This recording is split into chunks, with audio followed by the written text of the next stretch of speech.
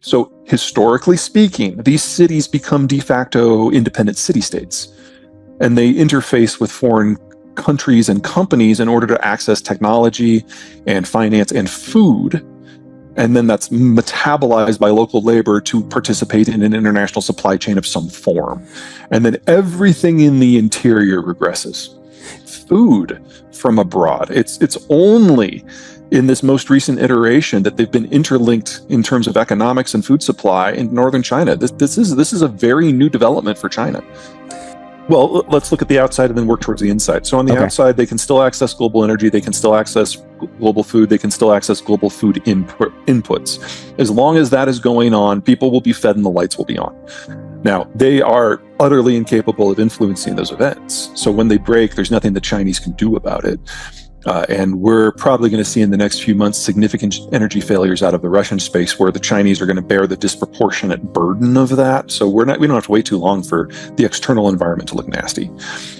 Internally, when you've got this heterogeneous system, the two things you do are, number one, you beat the crap out of anyone who steps out of line. And so it's a national security state in every way you can imagine it.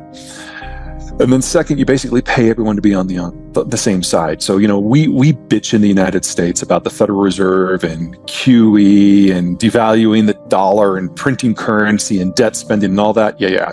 That's a relevant conversation to have. The Chinese do it about an order of magnitude more than we do.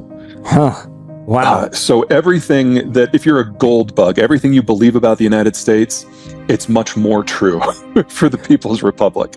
Now, they do not have an internationalized financial system, so this all stays bottled up. One of the reasons why whenever the Chinese do try to liberalize their accounts so they can be a global currency, or whatever the spasm of the day happens to be, $1 trillion floods out in a matter of months as people try to get their money to someplace where it'll hold its value. But it doesn't take much to pop that, because basically we're looking at subprime, the American subprime experience, but not just across the entire housing sector, but in every economic sector. And the subsector of China where this financial hyper-financialization is most exposed is agriculture. So they're going to get hit from labor, from finance, and raw material supply all at the same time. That's going to kill 500 million people. You've got state pirates, or basically, people using their navy to do stuff. And then you've got privateering, which are private entities that have kind of a state charter in terms of having a place to fuel and sell their booty. It's fun that is becoming part of the lexicon again. But let's focus on insurance. You can't sail anywhere. You can't leave port without an insurance policy.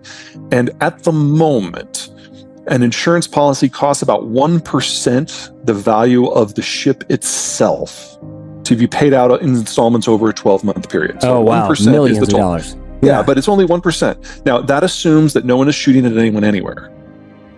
If you sail into an area where there is a conflict, the cost of that policy increases by a factor of 100 to be paid weekly. That assumes that no one is shooting at civilian shipping. Right, that's just accidental. You might hit a mine kind of stuff. If people are going after you're in a bad neighborhood, so we're going to charge you more. Right. But if someone starts shooting at a civilian vessel, you cannot get an insurance policy at all. So the Europeans have set up an environment with this price cap where a lot of countries in Northern Europe now have a financial and security reason to go after Russian shipping. I would argue that the more China acts like a bag of dicks, the more countries in Southeast Asia are developing an interest in going after that shipping. And while I don't think the Chinese are going to ever go after Taiwan, I think it would be national suicide. We are in an environment where that is plausible. And I can totally see the US Navy, the guarantor of global maritime shipping, stopping the oil flows from the Persian Gulf to the Chinese coast. It doesn't have to happen everywhere. The whole world doesn't have to be a no-sail zone. You just need it to happen in a handful of environments to raise the cost of shipping to a point that most manufacturing no longer makes sense. Because remember, if you've got a 1,000-step supply chain, transport has to be no more than 2 or 3% of the cost of the entire thing. So shipping from step to step to step to step has to be cheap, has to be quick, has to be reliable, has to be safe. If you change that, if you just increase the cost of shipping by double, you've already eliminated over half of the global manufacturing supply steps viability. But once you break down the rule, like just to pick something here, South Sudan, not a place that I would ever put my money, but they are an oil producer. If that shuts down for any reason, and you're dealing with civil collapse and breakdown and civil war already, no one's going to go back.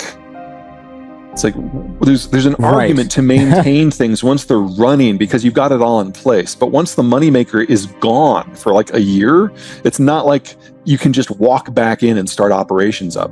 And that's going to be the case in Iran, and that is going to be the case in Libya, and that's going to be the case in parts of Algeria. And we've forgotten in 2022 that the Middle East is a bit of a disaster. It's like with the drama of Ukraine war, we're just like, oh my, thank God that the Middle East is calm. It's not. Nothing's changed there, except the United States is no longer present. So the next time we have a crisis, someone else gets to deal with it. So if you look at the Middle East, you're talking about an area where their biggest industries were pearling, frankincense, and fishing. And in desert communities, pre-industrial, you're talking about very small numbers of people. And then you stick a straw in the desert and you get oil. And obviously you're going to focus on that. So you get the Dutch disease, if you will.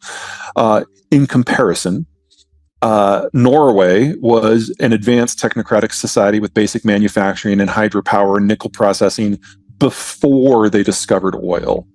Or look at Texas. It was one of the world's largest economies. If it had been an independent country, it would have been $1 trillion economy before the shale revolution.